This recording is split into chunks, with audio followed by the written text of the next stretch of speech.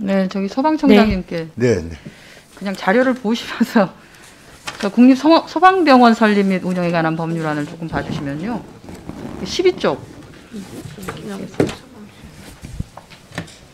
법안 다 수정안으로 나와 있는 거 봐주시면 될 것 같습니다. 수정안, 예, 예. 12쪽에 보면 원안에 원래 이제 법안에 들어가 있었던 것 중에 빠진 게 있습니다. 국립소방병원이 행하는 사업과 관련한 부분인데요. 네. 거기에 4호와 5호. 네. 그 내용이 보면 의료법 제3조에 따른 의료기관의 의료행위, 일반 환자를 받을 수 있는 것과 관련한 거고요. 그리고 5호는 응급의료에 관한 법률에 따라서 응급의료 사업을 하는 것입니다. 이 두 개가 빠졌습니다.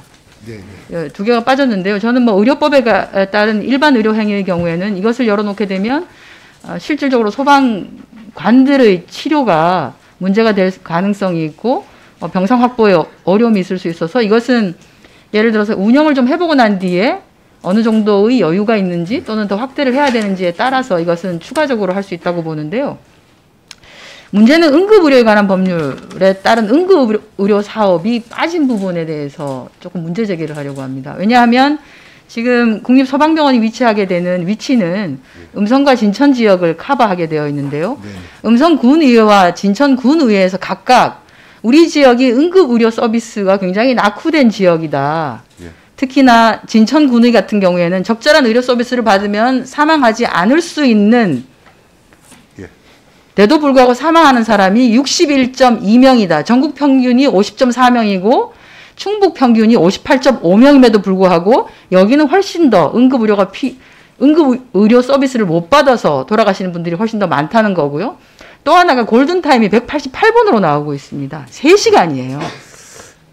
그러면 대개 지역 주민들은 군의회에서 이렇게 발표를 하는 것은 국립병원이 들어선다라고 하는 것은 다른 것은 모르겠지만 최소한 응급처치 정도는 그래서 살 수 있는 사람은 좀 살 수 있어야 한다는 기대감을 당연히 가질 것이라고 보는데 이 부분이 국립소방병원에서 이게 빠진 것에 대해서는 저는 뭐 됩니다. 지역 주민들한테 별 하실 말씀이 없을 것 같은데요. 저희들도 의원님 말씀에 동의합니다. 그런데 여기에 들어갈 법이 그 내용이 아니고 응급의료에 관한 법률에서 정의를 해줘야 된답니다. 그래서 그쪽 법에 있는 쪽으로 정의가 된 걸 알고 있습니다. 아 그렇게만 하면 그냥 되는 겁니까? 그 국립소방병원을 포함해서 응급의료를 하는 것으로 한다. 이렇게만 정리하면 그 된다는 건가요? 그쪽에서 법에서 하는 식으로 했기 때문에 삭제한 걸로 알고 있습니다. 알겠습니다. 그러면 뭐 이것은 그렇게 정리하는 것으로 하고 해당되는 진천군이나 또는 음성군에서 오해가 없도록 이것을 하지 않기 위해서 하는 것은 아니라고 하는 것을 명확하게 해줄 필요가 있을 것 같습니다. 지역 구민들 꼭 해야 된다는 거 제가 알고 있습니다. 또 하나는 아시겠지만 이제 소방은 되게 화상 환자가 되게 많을 수밖에 없는데요.